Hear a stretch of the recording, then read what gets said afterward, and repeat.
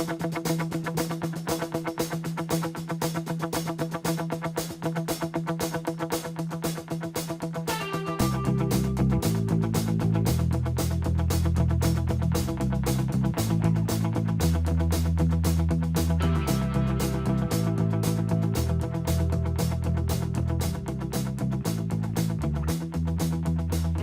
and welcome to another edition and the last edition of the Rolling Illini.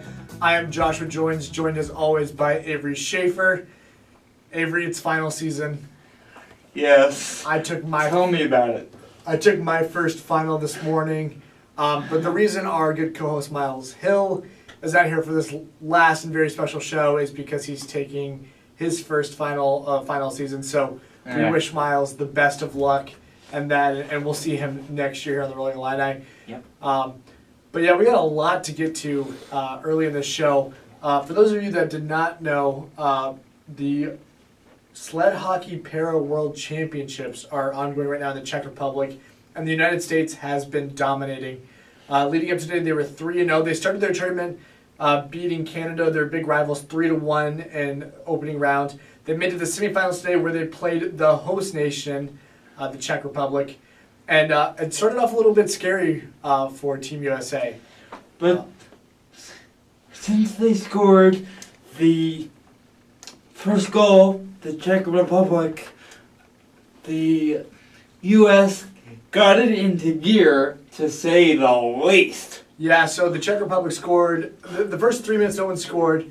Sled hockey is a little bit higher scoring than able-bodied hockey is. But the Czech Republic gave the United States a little bit of a scare as a really costly turnover and one-on-none meant the United States was down 1-0 early in the first period. About 2 minutes later, there was a really questionable slashing call called against the Czech Republic, but the United States nonetheless capitalized, scoring the first goal and equalized it. Then 43 seconds later, they went up 2-1. 46, I believe. 46 seconds later? Yep. 46 seconds later, and the United States took a 2-1 lead that they would maintain for the rest of the game. I believe they scored 8 goals in this. So they scored one more goal with 43 seconds to go in the first period to take a 3-1 lead into the break. Then they scored 7 goals in the second period. Think of that. 7 goals in 20 minutes. That goalie, as they say colloquially, was a sieve. Yeah, so 4 U.S. goals in the first 5 minutes of the second period. The first one came just 24 seconds into the second period. Then a minute 15 later, there was another one. Then 41 seconds later, there was the third goal. And then a minute later, there was another one. So 4 goals in 5 minutes. It was all Team USA. They go on to win 10-2. Giving up 10 goals is a lot. The United States is one of the best in the world. And shout out to the Czech Republic goalie. He faced 28 shots, and the Czech Republic only got 8 shots off. So, comparatively speaking, he did pretty well. 28-8 in the entire game? Oh, sorry, 26-8 in the entire game. He faced 26 shots, put 16 away, compared to the United States goalie who saw 8 shots and only put 6 of them away. So wow, it was a really impressive performance in a losing effort by the Czech goalie. The United States will now play for the gold medal match tomorrow at 10:30 a.m. If you're on the Olympic Channel, it will be tape delayed at 5:30 p.m. on NBC Sports Network. Unless you're watching on UPTV on Wednesday, it'll have already happened, and they'll be facing their rivals, the Canadians. That should be a good one. Yeah, the Canadians and the United States are kind of the two big players in sled hockey. Team Canada defeated South Korea 10-0 in the first game.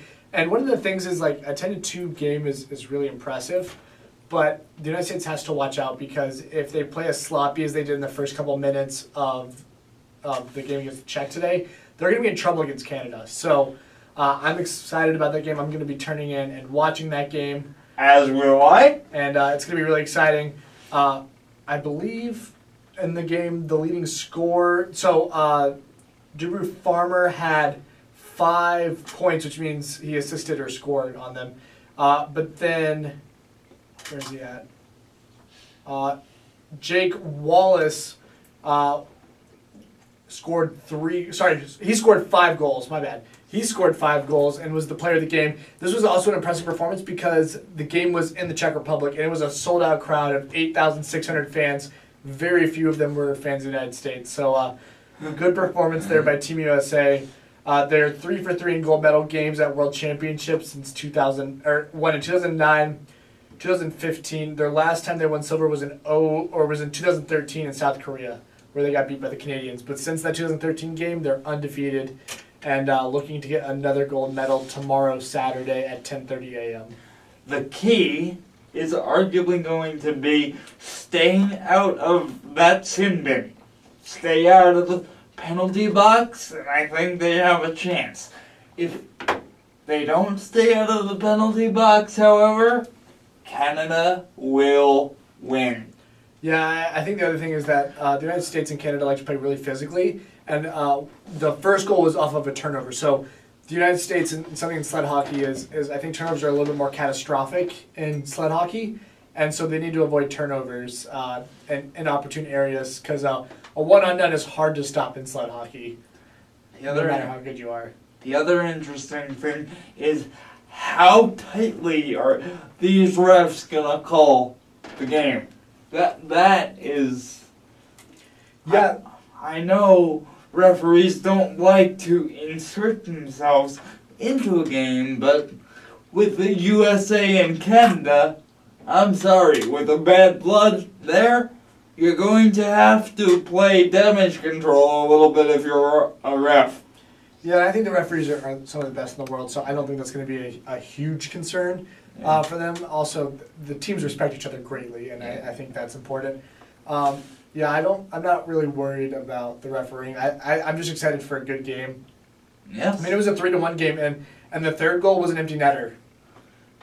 So it was really a 2-1 game when they played in the preliminary round. So that'll be a really good game. We'll be posting about it on our Facebook page since we won't have a show next week. So stay watch with that. We're going to shift gears now before we go to a quick break about the London Marathon, which took place last Sunday. Last Sunday, yeah. Yes. Last Sunday. And if you follow Illinois Wheelchair Athletics on Facebook, you might have seen a picture of our our adapted track coach, Adam Blakeney, or as we call him, the Chief, with Prince Harry. It was really cool. He played it off so cool, and you see our graduate assistant in the background just like can't contain himself, and so that was a really cool experience. And our athletic trainer Connor Doherty was there, and he did not get to be the Prince. Was very salty about that when they came back. But Prince Harry's a big fan of the Paralympic movement, so he would have not missed it. There's a picture of him with Tatiana McFadden. They're actually see each other every time because he's always in the London Marathon. I actually talked to Blakeney in passing on the street the other day, and I overheard him talking to someone about meeting Prince Harry, and he was very cool about it. Cooler than I would have been able to maintain. Yeah, I was talking to the athletic director, and she was like, "Yeah, I would have been really excited to meet the Prince, and Adam just was not. He was unimpressed. He's just another guy, but it's a guy with a lot of power. So that was really cool. In terms of the actual race, it's a lot of the same story as the Boston Marathon. Daniel Romachuk, a name we're going to say for about as long as I'm on this show, wins it. It was a closer race than Boston was. He won it by about 3 seconds. Still, an eternity. Not really. He was right behind him. He really got him on the last downhill in the final turn. That final turn got it for Daniel Romachuk, the 20-year-old who trains here. He goes to Parkland but trains at the U of I. A big win for him. His, I think, third of the marathon season. So congratulations to him. Another Illini victory, and Coach Adamant was impressed. He was one of 2 USA athletes in the top 10. The other one was Aaron Pike, a former Illinois alumni who finished 9th. One thing that I was really impressed by was Team Japan had 3 top 10 finishers, which is really impressive. I'm not going to try to pronounce their names because I'm going to butcher them. I'm sorry. But Team Japan's kind of on the up and up as we prepare for the 2020 Paralympics, and those are going to be some athletes that we should look out for as we head into that. On the women's side, it was the Manuela Schär show again. The Swiss racer won. Cerrone as well. Yeah, actually, Cerrone finished dead last. That's what I was going to get to. Cerrone was in 2nd place at the halfway point and blew a tire on the track. Finished the race, but it took a little while to change the tire out. It's not like NASCAR where you can do it in about 14 seconds. So she unfortunately finished last, and she was disappointed about the finish, but was proud of the way the beginning of the race stuff. And she understands that stuff happens. So that was heartbreaking for them. I believe Tatiana McFadden finished 2nd at the race. I believe so. Yes. So that was a really impressive performance by her. But Manuela Schär just continues to dominate in the women's division, much like Daniel has in the men's side. I'd be interested to see a race between the two of them. Who do you think would win that? I think Daniel would win because Daniel has faster times usually. I mean, Daniel is just one of the fastest guys I've ever seen. During the summer, they come to Atlanta for the Peachtree Road Race, which is a 10K, it's not a marathon. But the week leading up to it, they have this thing called the Cedartown Race. Yeah. And they have a 5K, and it is not generally a fast 5K, like, because Georgia's hilly. It's like mountains, or not mountains, it's like hills. And there was a video last year, Daniel Romachuk beat the world record for the 5K, and he made the uphills look like they were flat. There was a video, it was insane. So That's kind of how I knew Daniel was going to be on the up and up, and he finally has gone over the hump and continues to win marathons, impressing all of us.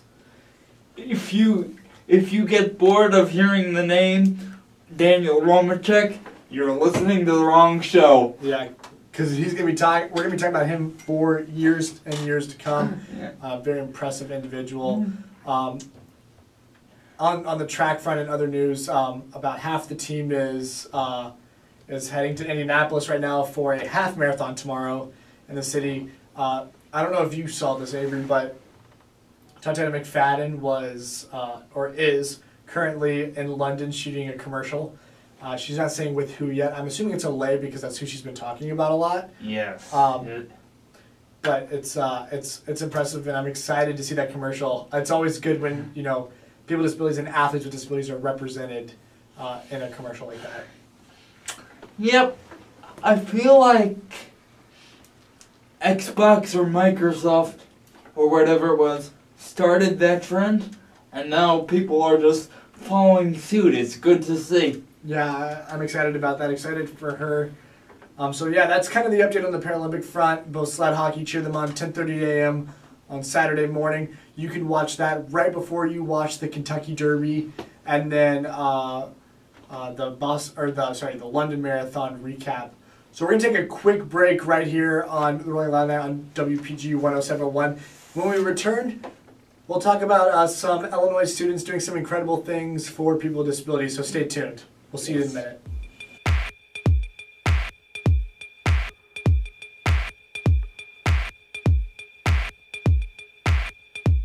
Hello and welcome back to the Rolling Illini on WPGU 107.1, the last week of the show for the semester. Thank you so much to all of you who have listened to us week in and week out. I'm Josh Jones, joined as always by Avery Schaefer. As we mentioned earlier in the show, Miles Hill has a final, so keep him in your thoughts. Send good vibes his way as it's about to begin here in the next 10 minutes or so.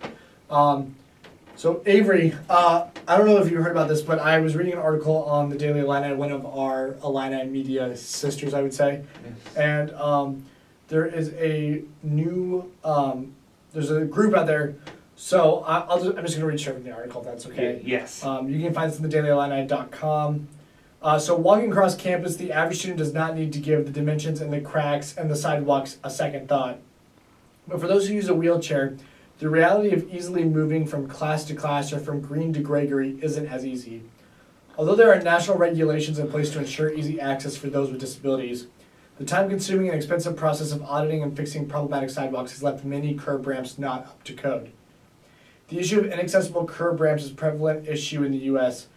Brandon Berg, a graduate student in business, said 80 to 96% of ramps in cities are inefficient. So they realized that, and in December 2017, Brandon Yates, a sophomore in engineering, and the team decided to create a software that would allow city planners and the public to easily measure and map out dimensions of a sidewalk with a mobile application that is now known as Deep Walk. So Avery, before I get deeper into what Deep Walks does, as somebody who uses a powered chair to get around, what is your experience with like issues with curb cuts and sidewalks? Well, there are certain areas around campus that I will systematically avoid because I know that the sidewalks and ramps aren't the best, especially with this construction right now over by Greg. Getting over here is harder than it should be. Yeah. So I'll often wait on a sidewalk for a person to come by if I don't feel comfortable going over a bump. I will have them literally lift me over it. Wow. So, yeah, that is something I've had to do on occasion. So Deep Walk, the idea behind Deep Walks is that the biggest issue with the current auditing process is data collection. So a city will hire around 10 interns who manually measure the sidewalks. And then the city has to decide whether they need to fix the sidewalk that's in question. And what parameter are they going to use to make that distinction? It doesn't say in the article. Okay. But in total, the city measures the sidewalk 4 times, 3 times before they reconstruct the sidewalk, and then 1 time after to make sure it's right. So if they do decide to do that, it takes 4 different times to measure a sidewalk to make sure it's up to code. So it took Champaign-Urbana 2 years to audit its 15,000 sidewalks. And this is a county and a school known for access for individuals with disabilities. I can only imagine if we're taking 2 years here, how long it would take in some other places. Yeah, that's kind of what I was thinking about when I was reading this article, is like the city of Champaign and Urbana are very, very good about making sure it's accessible because they know about the University of Illinois' history with people with disabilities. So that was something I thought about. But the way that Deep Walks work, let's get into that real fast, is that a user will have an app, and if they think that there's a sidewalk that is out of code or that would be treacherous to people with a disability, they would need to take around 12 pictures of the sidewalk at different angles and then upload it into the app. The app will then output the measurements in a 3D model of the curb, the ramp, and from this, Deep Walks will create a compiled report of the data found that can be used by all the parties involved in fixing the ramps. Now, to clarify something, the code that they would be using, is that the ADA? I would assume that the code they would use is the ADA. Okay. Yeah, absolutely. That's So, one of the issues that they talked about was the biggest issue the company faced was understanding the need in the marketplace for their product, and so that was kind of interesting. But I think it's a great idea. I think it's one that's much needed. I saw that article and I was really excited that our university is continuing its tradition of being great for people with disabilities, and I think this goes back to the best way to help somebody with disabilities be an ally. And so by downloading that app and helping the city, you can really be an ally for those who need it, even though the people who walk don't realize that the sidewalks are as bad as they are. And another thing I always say to people when I first meet them, granted, I'm more open about having a disability than most, I'd say, but ask me questions. The best way to get information is to ask. Absolutely. Yeah. Actually, that's going to bring up something else that I kind of wanted to talk about. So on Tuesday morning, I was asked to be on a panel for people with disabilities. There's a program here in Illinois called the Disability Advocacy Program, or DAP. Yes, I am aware. Yeah, I was just doing that for my viewers, or the listeners. And so me and another girl went, and it was people from the Illinois Leadership Academy were the people that were listening to us, and they were asking us questions. And a lot of the questions were really insightful and made me think. But one of them was like, what are things that we can self-reflect on to better help people with disabilities? And I didn't have a great answer for that. And then we continued going on throughout the whole the panel discussion, and somebody brought up the college admission scandal that recently broke. And part of that scandal, for those of you that don't know, is that parents paid for testing accommodations for their kids in order to cheat the exams to get higher grades and get into great schools. At Harvard and Columbia. And Yale, and maybe Northwestern? I think it was a professor who actually headed the whole thing. Yeah, there were a lot of different people who headed the whole thing. But the one that was of interest to me was that one, because specifically how it affects people with disabilities. The ACT and the SAT are obviously in the very near future going to come down with stricter rules about eligibility or about eligibility for accommodations in testing environments, such as extended time that I have used. And Avery, do you use extended time? All the time. Yes. Yeah, so Avery uses extended time as well.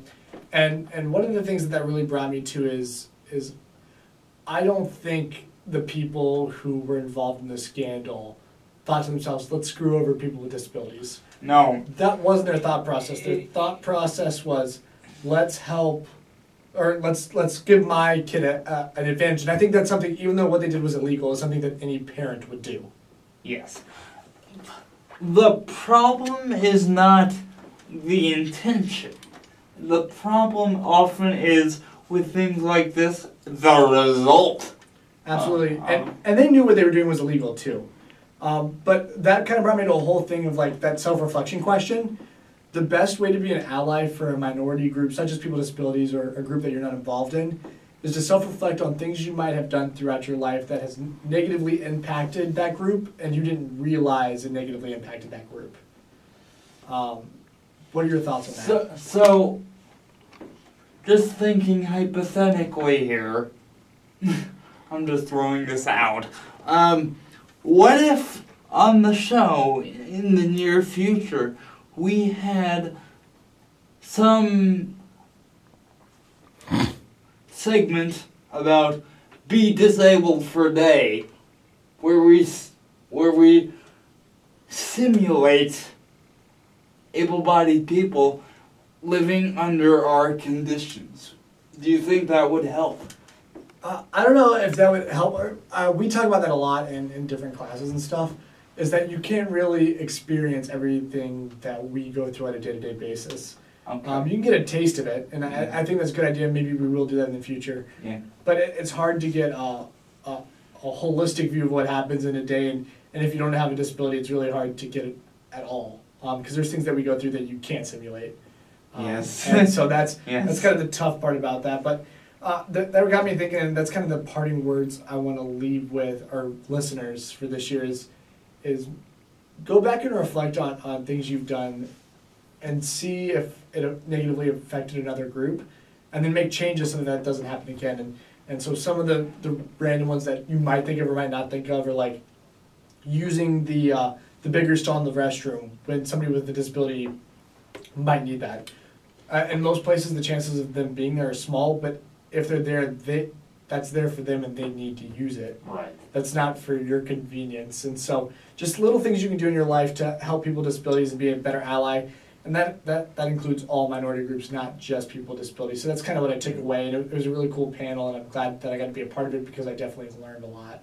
What are some of the questions people asked? I'm curious. So one of the questions was how can we best help people with disabilities, and or stop ignorance. And that was kind of my main thing was I'm also very much open about my disability as well. Yes. I walk into a room and I make a joke about my disability. That's what I do to kind of get the awkwardness out of the air. I do it to end every show. Yeah. So I think if you're close with somebody with a disability, ask them questions. I think that is the correct thing to do because the best way, I kind of call it a domino effect, right? Yes. If you become less ignorant, then you can tell other people things that make them less ignorant. It becomes a domino effect, and the less people that more know about people with disabilities, the less ignorant society is as a whole. So that was kind of my advice. But if you're not that close, just Google. Google's a great thing. Google's not always right, but use common sense. Yep. If you have a question and you don't have somebody to answer it, I think that's kind of what I got out of the panel. And then also, like, if they call this. So, like, let's say you're in a situation and your boss is doing something that would affect somebody with a person with a disability, and you want to speak up. Find somebody that's at your boss's same level that can be an ally, so that there's no power differential. And I thought that was good advice, too, because that's an issue that happens, and it's really troublesome because if you are, like, if that's your boss, it's hard to confront them about that and not get repercussions. So find somebody who's on the same level as your boss. I thought that was good advice as well. Just things like that. It was really beneficial for me, and I'm glad I got to answer questions. But really, I think I learned more than I taught. That was really cool. Yes. Have you ever done one of those before?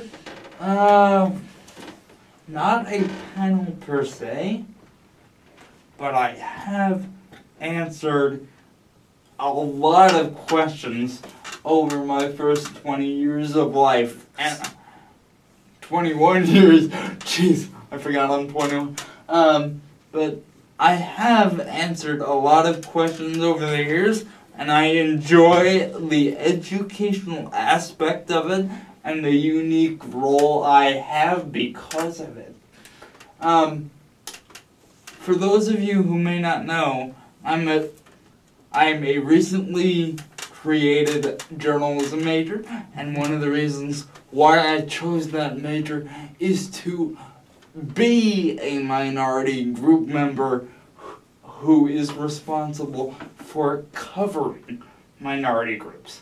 Yeah, that's awesome. I mean, that's kind of the reason I went into political science, was to be kind of a power voice in the room for people who don't usually have a voice in the room. So the best way to get a voice in a room for your group is to be the voice in the room for your group. Right. So that's kind of why I got into politics and political science. Right. So kind of on the same track there. I feel like journalism and political science are closer than people want to give it credit for. Yes, especially now. They are inextricably intertwined. Absolutely. Let's just leave it at that. Absolutely. Okay. All right. Well, we're going to take a quick break, our last break, and then we'll be back for one last big thing from each of us and our goodbyes and a recap of the year. So stick with us right here on the Rollin Illini on WPGU 107.1.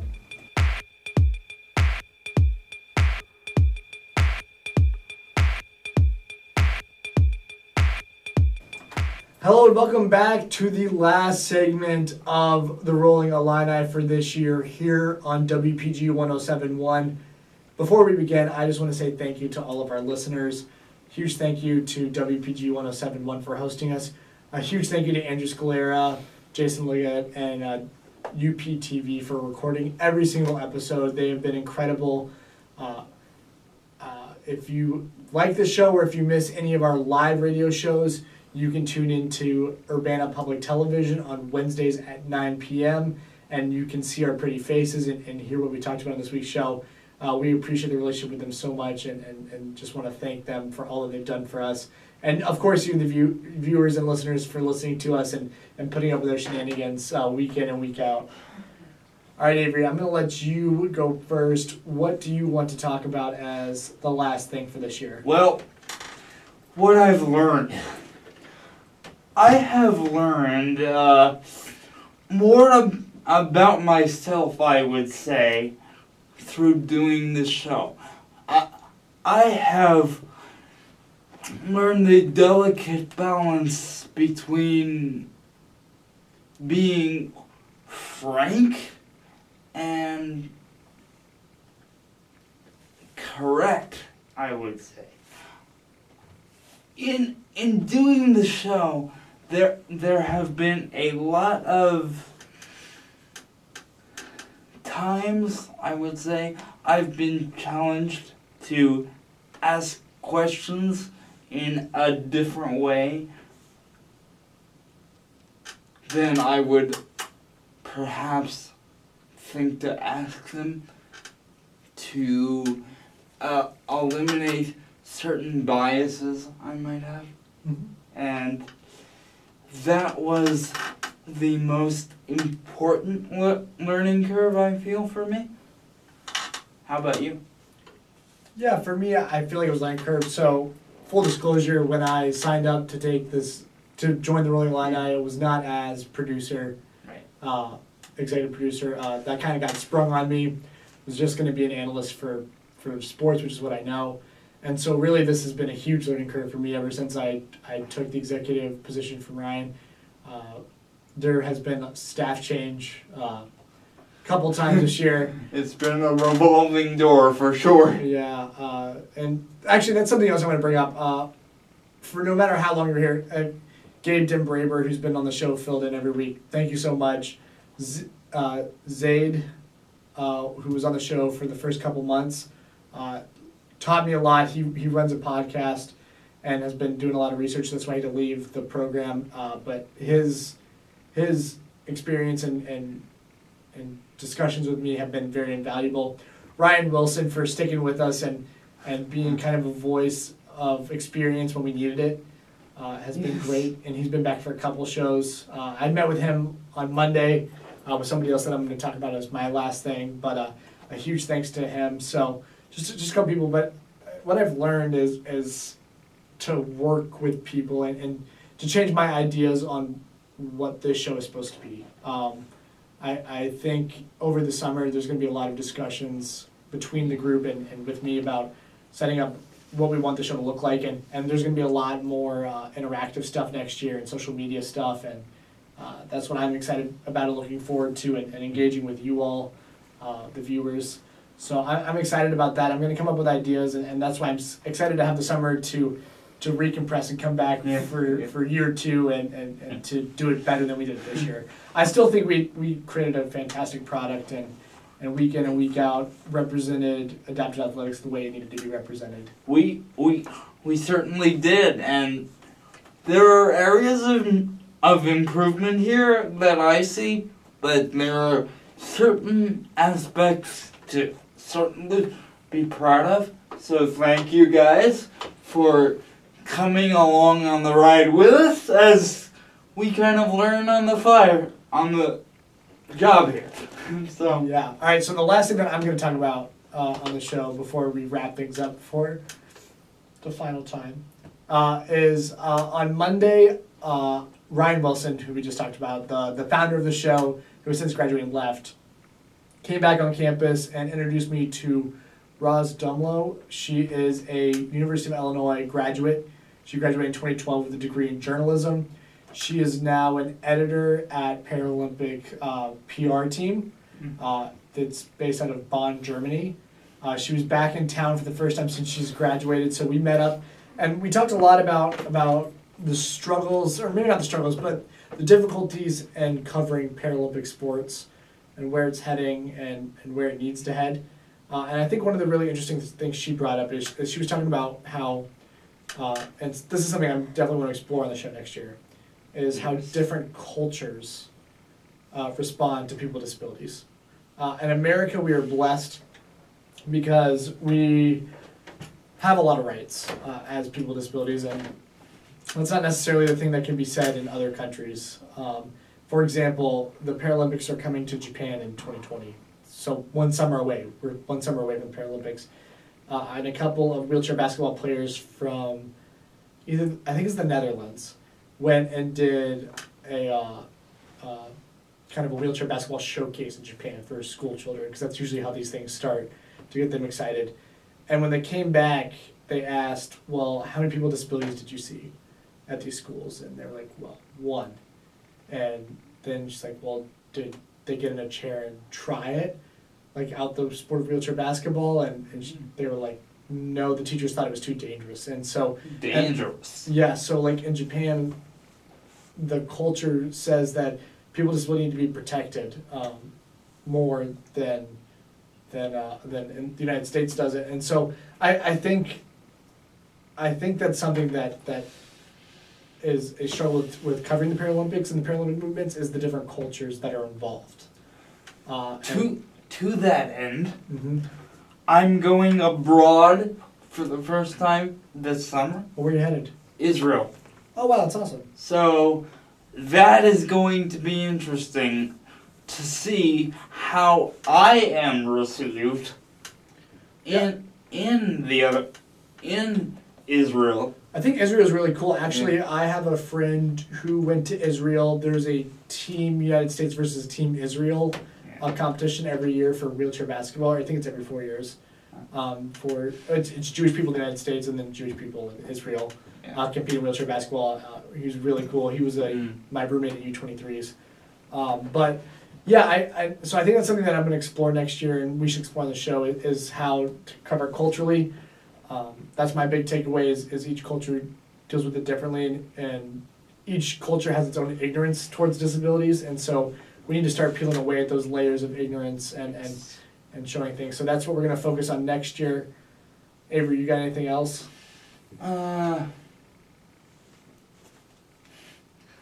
For once, not this time. All right, well, once again, thank you so much to all of our listeners and our viewers, Andrew Scalera at UPTV, WPGU 107 and their staff, Nectarius. Thank you so much for having us on and supporting us through all these years. To Gabe Braber, Miles Hill, Ryan Wilson, Zaid, Avery Schaefer, and myself, thank you so much for all that you have done for the show to make it what it is today. We will see you back here in August. I'm Joshua Joins. This has been the Rolling Illini. Avery, take us out. And for the last time in the spring semester 2019, keep it rolling. All right, we'll see y'all soon.